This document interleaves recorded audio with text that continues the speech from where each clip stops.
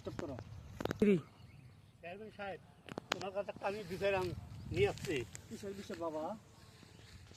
এই মাছ জ্বালায়, গরু চুরি করে, ঘরে যা কিছু আছে সম্পূর্ণ চুরি করে, এই মাছ জ্বালায় থাকতে পারি না। এই চাচা কি সত্যি কথা বলছে?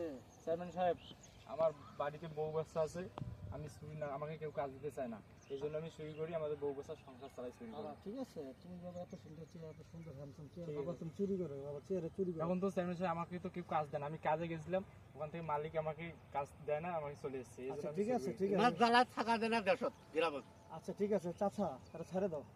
আচ্ছা হাত পাও ছাড়ো, সোজা দাঁড়াও।